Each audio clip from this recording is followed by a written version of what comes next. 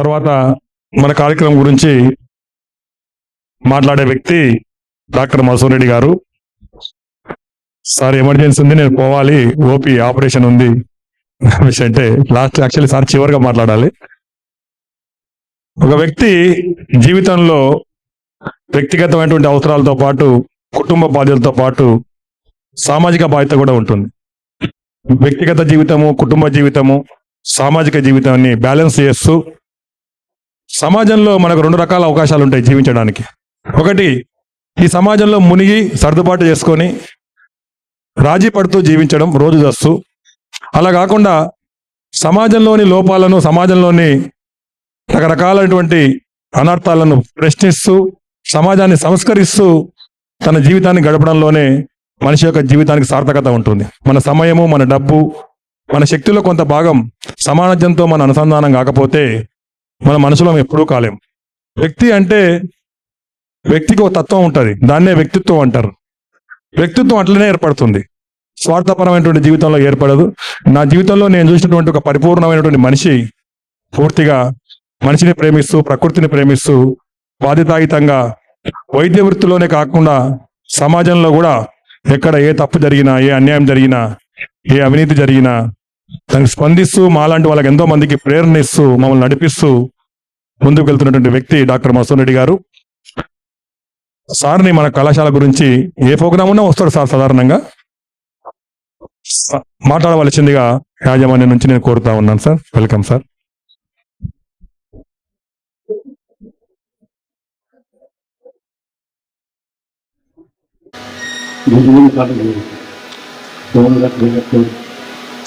మిత్రుడు రమేష్ గౌడ్ గారు, వేదిక పైన ఉన్న పెద్దలు,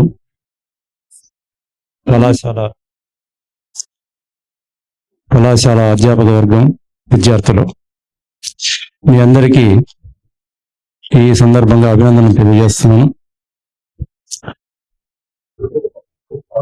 సీరియస్గా మాట్లాడితే, సీరియస్ డిస్కషన్ పెడితే వినే మూడ్లో మీరు ఉన్నారో లేదో నాకు తెలియదు.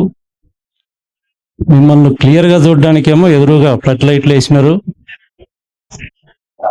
మీ మొహాలు కూడా సరిగ్గా కనపడవు. అంటే నేను మాట్లాడుతుంటే మీరు వింటున్నారా లేదా కూడా నాకు అర్థం కాదు. అందుకే ఒక చిన్న కథ చెప్తా. నేను మీలాగా స్టూడెంట్గా ఉన్నప్పటి కథ.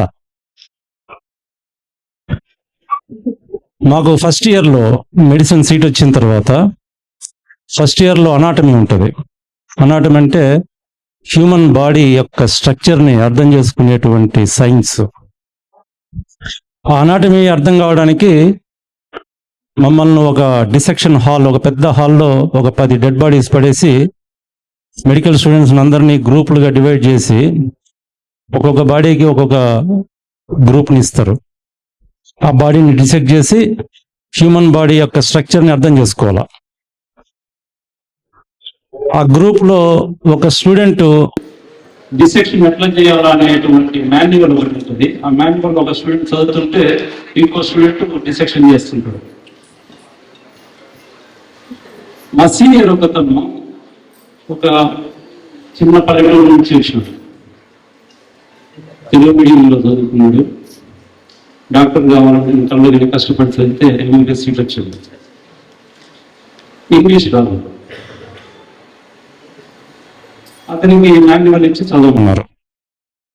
చదువుతూ మజిల్ అని వస్తుంది కదా, మజిల్ని మస్కుల్ అని చదువుతున్నాడు. ఎందుకంటే సి ఉంటుంది మజిల్ స్పెల్లింగ్లో. సి సైలెన్స్ అనేది తెలియదు అతనికి. మస్కిల్ అని చదువుతున్నాడు. పక్కన ఒక ఇంగ్లీష్ కాన్వెంట్లో చదువుకున్న స్టూడెంట్, అరే అది మస్కిల్ కాదురా మజిల్, మరి సి ఉంది కదా అన్న, సి సైలెన్స్ రా అన్న. ఓహో కరెక్టే, మజిల్ అని చదువుతున్నాడు. ఇక ఆ తర్వాత మస్కులార్ అని వచ్చింది. సి సైలెన్స్ అని చెప్పినాడు కదా, మజిలార్ అని చదవడం మొదలుపెట్టినాడు. అరే అది మజిలార్ కాదురా మస్కులార్ అది. అరే నువ్వు ఇందాకే కదరా చెప్పినావు సి సైలెన్స్ అని, అందుకని మజిల్ అని చదివితే ఇక్కడేమో మళ్ళీ సైలెన్స్ కాదంటున్నావు, ఇక్కడ సైలెన్స్ కాదురా అది. ఇంకా వీడు బూతులు తిట్టడం మొదలుపెట్టినాడు. అన్ని పల్లెటూరు నుంచి వచ్చినాడు కదా, బాగా బూతులు వస్తాయి, ఇంగ్లీష్ రాదు కానీ. ఈ ఇంగ్లీష్ కాన్వెంట్ చదువుకున్న పిల్లల్ని తిరగడం మొదలుపెట్టాడు. ఇంగ్లీష్ రానటువంటి ఆ స్టూడెంట్ ఈరోజు యుఎస్లో ఇంటర్వెన్షనల్ కార్డియాలజిస్ట్.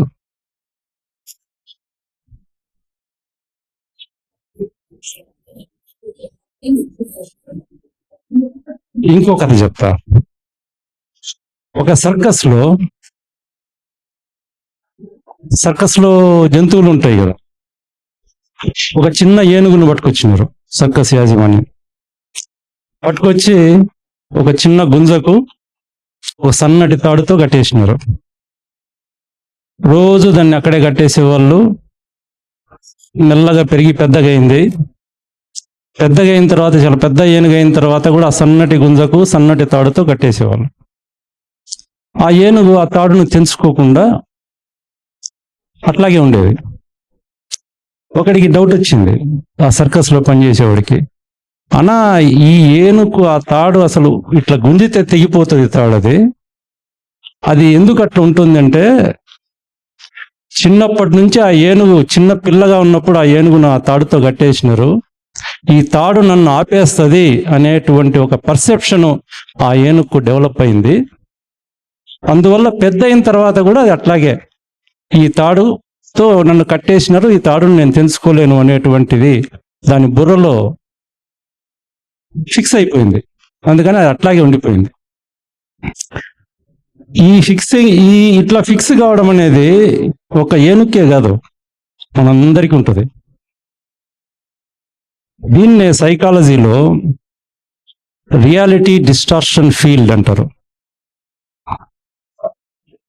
హెన్రీ ఫోర్డ్ చాలా పెద్ద పారిశ్రామికవేత్త, కార్ల యజమాని, పెద్ద కార్ల పరిశ్రమను స్థాపించినాడు. హెన్రీ ఫోర్డ్ ఒక మాట అంటాడు, I can do it and I can't do it, both are right. నేను చేయగలను, అది రైట్. నేను చెయ్యలేను, అది కూడా రైటే. అంటే నువ్వు చేయగలవు అనుకుంటే నువ్వు చేయగలవు, నువ్వు చెయ్యలేవు అనుకుంటే నువ్వు చెయ్యలేవు. So success or failure, it is not something outside, it is something inside.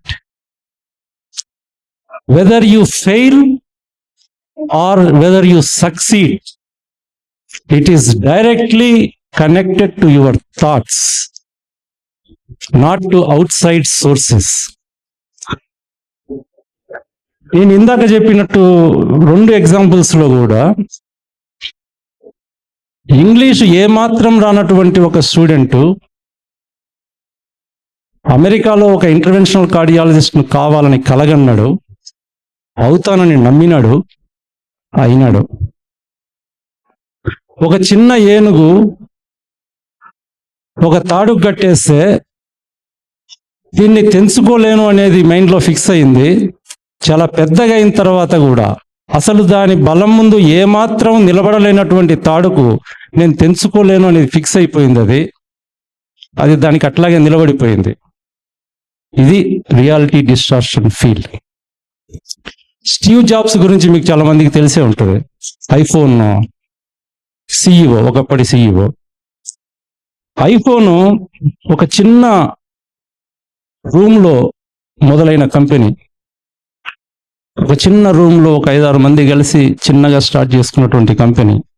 ఈరోజు ఐఫోన్ యొక్క బడ్జెట్, యాన్యువల్ బడ్జెట్ అనేక దేశాల బడ్జెట్ కంటే ఎక్కువ. స్టీవ్ జాబ్స్ నమ్మినాడు, I can take this company to that level అని నమ్మినాడు. ఆయన నమ్మినాడు కాబట్టి అక్కడ ఉన్నాడు. తను నమ్మడమే కాదు, తనతో పనిచేసే అందరికీ కూడా ఆ నమ్మకాన్ని కలిగించినాడు. అందుకే స్టీవ్ జాబ్స్ హిస్టరీలో one of the best CEO. ఈ రియాలిటీ డిస్టార్షన్ ఫీల్డ్ గురించి మనందరికీ తెలిసిన వ్యక్తి కథ కూడా చెప్తా. ఒక ఆయన 20 సంవత్సరాల కిందట, రఫ్లీ జెడ్పీటీసీగా గెలిచినాడు. గెలిచిన తర్వాత ఫ్రెండ్స్ అంతా పోయినారు. పోయి జెడ్పీటీసీగా గెలిచినావు, కంగ్రాచ్యులేషన్స్, అని చెప్పినారు. జెడ్పీటీసీ గెలవడం నా గోల్ కాదు అసలు, దీనికి కంగ్రాచులేషన్స్ ఎందుకు చెప్తున్నారు? నీ గోల్ ఏంది అన్నారు. ఈ రాష్ట్రానికి ముఖ్యమంత్రిని కావడం నా గోల్ అన్నాడు. నవ్వినారు అందరూ. ఒరే, నువ్వు గెలిచింది జెడ్పీటీసీకి రా, ఒక మండలంలో గెలిచినావు. నువ్వు రాష్ట్రానికి ముఖ్యమంత్రి గురించి ఆలోచన చేస్తున్నావు. 20 సంవత్సరాలు తిరిగింది. ఈరోజు మన రాష్ట్ర ముఖ్యమంత్రి రేవంత్ రెడ్డి.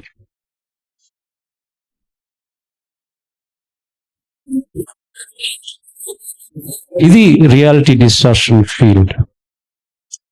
నీ ముందున్న రియాలిటీని నువ్వు ఎట్లా ఆలోచన చేస్తే ఆ రియాలిటీ అట్లా మారుతుంది. అబ్దుల్ కలాం గారు చెప్పేవాళ్ళు,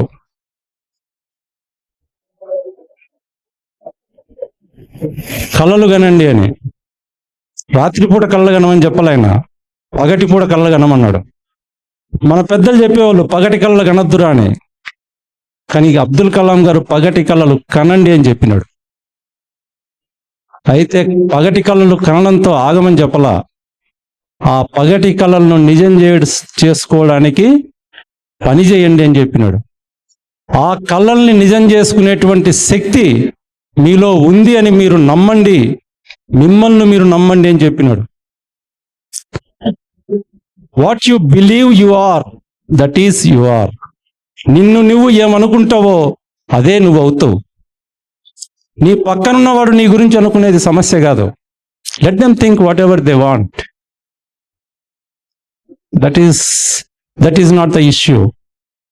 నీ గురించి నువ్వేమనుకుంటున్నావు, నీ లోపలి మనస్సు నీ గురించి ఏం చెప్తుంది, అదే నువ్వు. ఆ లోపల నీ గురించి నువ్వు అనుకుంటున్న దాన్ని మార్చుకోండి. మీ ప్రతి ఒక్కరిలో కూడా మంచి సక్సెస్ను సాధించగలిగినటువంటి శక్తి సామర్థ్యాలు మీ ప్రతి ఒక్కరిలో ఉన్నాయి. ఆ శక్తి సామర్థ్యాలను, మీలో ఉన్నటువంటి శక్తి సామర్థ్యాలను మీరు గుర్తించండి. మిమ్మల్ని మీరు ఇంట్రాస్పెక్ట్ చేసుకోండి కూర్చొని. ఆ శక్తి సామర్థ్యాలను నమ్మండి.